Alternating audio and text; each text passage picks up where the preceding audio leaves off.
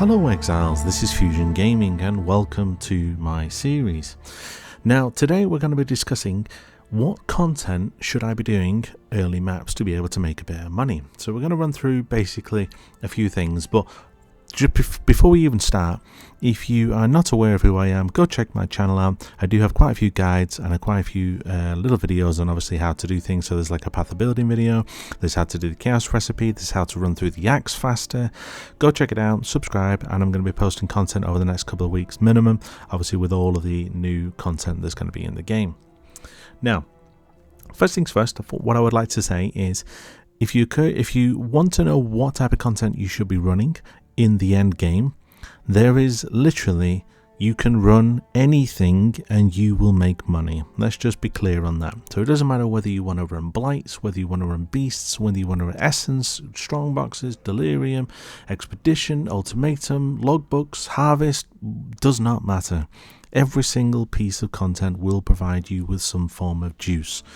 What I'm going to literally go through with yourself today is just usually what's best to start off with, and then from there, again, it's personal preference. Depends on whether you like that type of content, and if you don't, then you can pick another piece of content. Okay, so when you are progressing through the map, you will start to obtain your first few atlas points. Now what I always do is I always go into essence here just to get an additional essence in every single map that I do, and early league I always then usually go into strong boxes as well, just so we have an extra strong box. Now what I usually then do is go up and sideways at the same time, but again this is again personal preference, because what I usually like to do is I usually like to make a beeline for Kirak up here. So I usually try and pick up as many of these Kirak missions as I can, and what I like to do is I will pick up this commissioned officers. What all this does is it basically guarantees that you will get a Kirak mission a little bit more often than any of the other masters. Now that does help with a bit of map completion, just so that you can then get more points.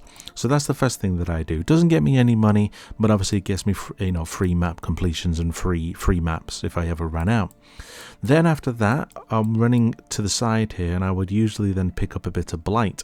So I would then usually pick up the blight nodes here, and I would then usually depending on what I'm feeling at the time, I may then go up here, pick up the scouting reports element here just for a bit more, and then depending on what I'm feeling again, I may then go into beasts depending on how the build is going and how strong I feel. If not, what I may do this league is I may then decide to go into the new ultimatum nodes, which are going to be up here somewhere. Obviously this is the standard tree, so it's not been updated yet.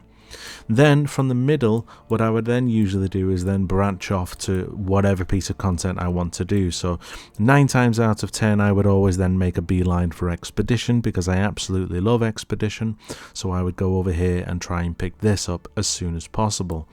There is also an expedition node down here as soon as you start, which does increase the chance for expeditions to be within your map. So if you want to head this way and pick up expedition, you can do. If you want to run for breach, that's right here as well.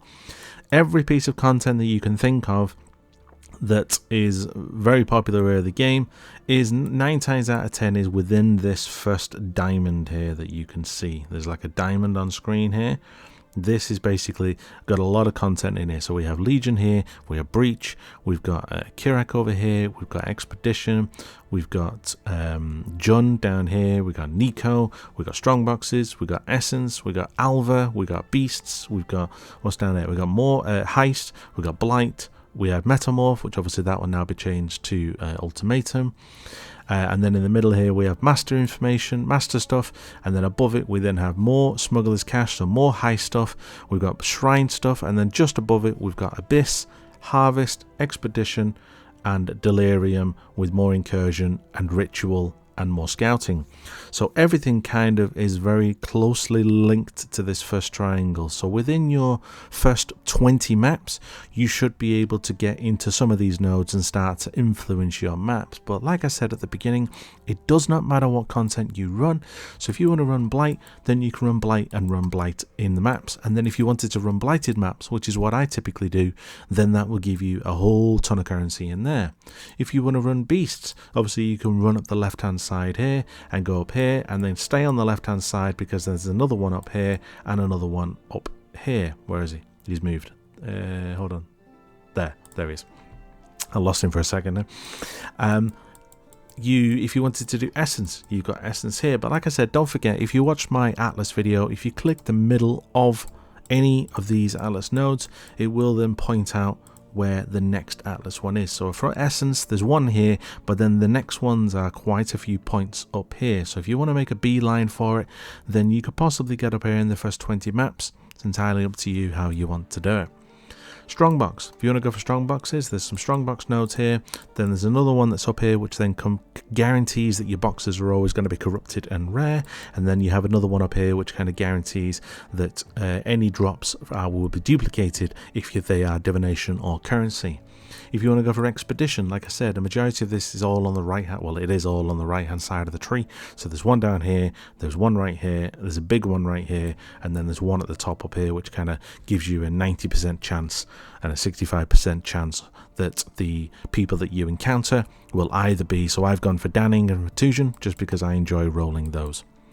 If you want to go for ultimatum, obviously that is not on this tree, but obviously if you wanted to go for that, then you're more than happy to. Again, it's whether it's going to be very good, very profitable for currency. We will see how the first week does with currencies. Now, there is something that is not on the Atlas tree, which I'm also going to describe that obviously is quite profitable to do, which I also do, which is memories. Now, the masters, Alva, Einhar, Kirak and Nico can provide you with memories.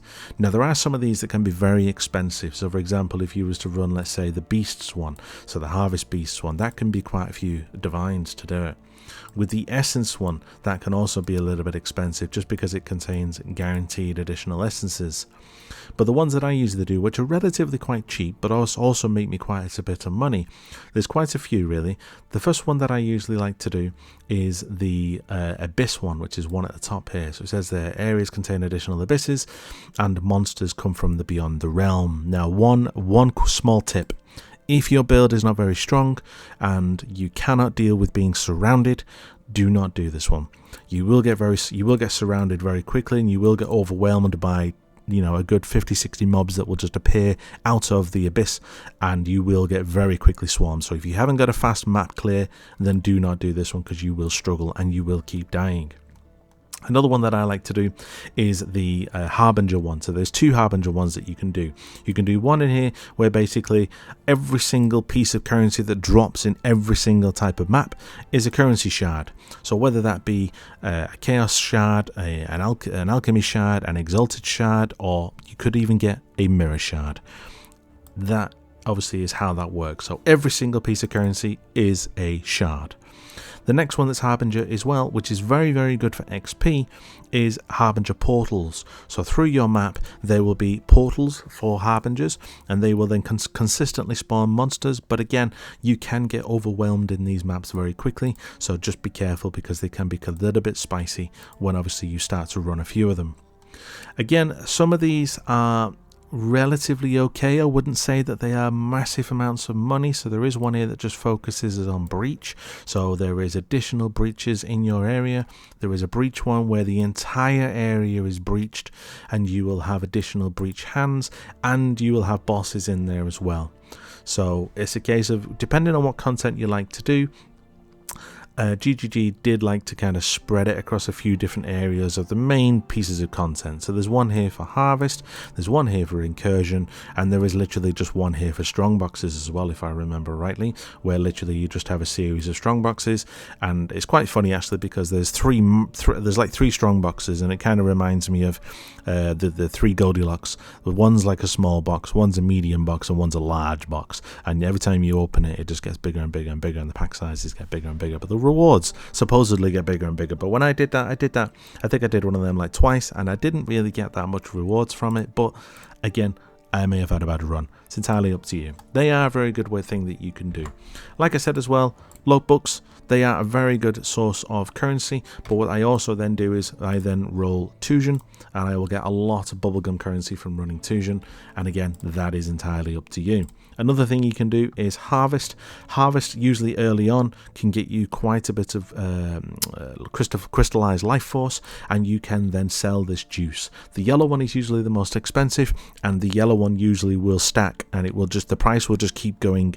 It'll keep going. The price will keep going up. So usually at the start of the league, it's usually like 7,500 to 8,000 for a divine, and usually by around about a month in, or around about a month in, the price is at around about 3,000 for a divine. So you're getting less for the same amount of money, so it's more expensive.